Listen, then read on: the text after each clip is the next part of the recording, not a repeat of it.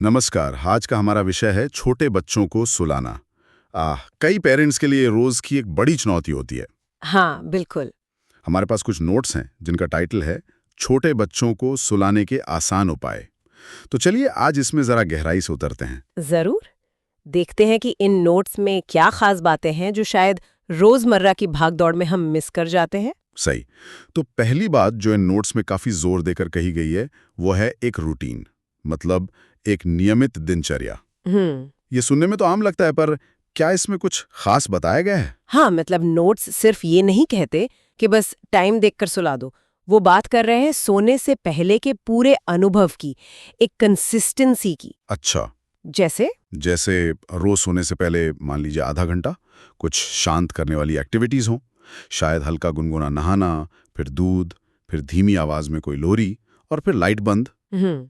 जब ये रोज एक ही तरह से होता है ना, तो बच्चे को अपने आप सिग्नल मिलने लगता है कि हाँ, अब सोने का टाइम आ रहा है।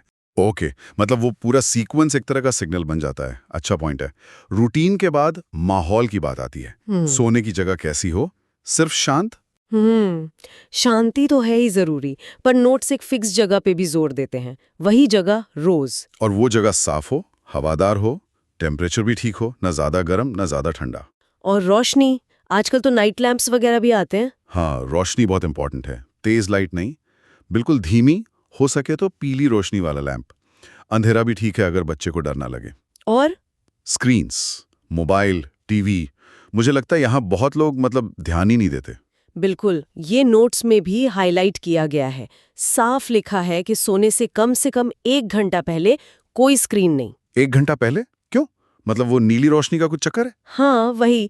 स्क्रीन से जो नीली रोशनी निकलती है वो सीधे दिमाग में मेलाटोनिन हार्मोन बनने से रोकती है। और मेलाटोनिन ही वो हार्मोन है जो हमें नींद लाने में मदद करता है। अच्छा, तो मतलब सिर्फ देर से नींद आना ही नहीं, शायद नींद की क्वालिटी भी खराब होती होगी इससे? एग्जैक्टली, नींद गहरी नहीं आती।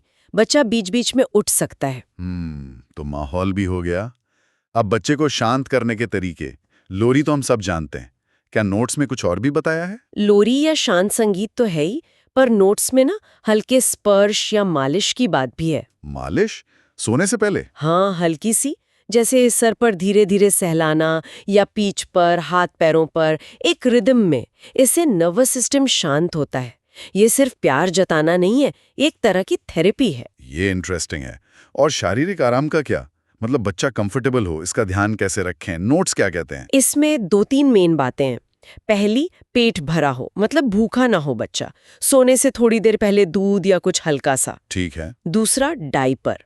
वो बिल्कुल सूखा होना चाहिए। गीलेपन से बच्चे बहुत इरिटेट होते और सो नहीं पाते। हाँ, ये तो है। और तीसरा, कपड़े आरामदायक हों मौसम के हिसाब से। बहुत ज्यादा कपड़े पहनाकर गर्मी कर देना भी ठीक नहीं। सही बात। मतलब ये छोटी छोटी चीजें नींद में बड़ी रुकावट बन सकती हैं। बिल्कुल। अब मान लीजिए सब कुछ ठीक किया, रूटीन भी, माहौल भी, कंफर्ट भी, फिर भी बच्चा नहीं सो रहा या रो रहा है, तब यहीं पर शायद सबसे ज्यादा मुश्किल होती है। हाँ, और यहीं पर नोट्स धैर्य रखने की बात करते हैं। ये सबसे जरूरी है। जोर जबरदस्ती नहीं करनी है, प्यार से कोशिश करते रहना है। और ये समझना है कि आदत बनने में टाइम लगता है, रातों रात नहीं होता। सही। और एक और बात, अगर बच्चा बार बार उठ रहा है, बेवजह रो रहा है, तो ध्यान देना है। कहीं कोई तकलीफ तो नहीं?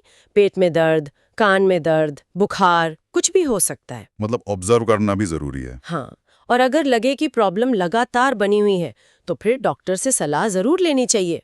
उसे इग्नोर नहीं करना है। बिल्कुल।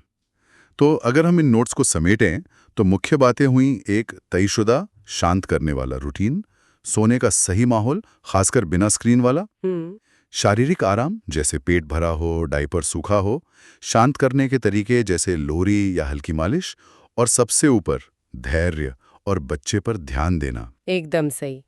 ये कह सकते हैं कि अच्छी नींद के ये मुख्य स्तंभ है, जैसा इन नोट्स में बताया गया है। हाँ, और आखिर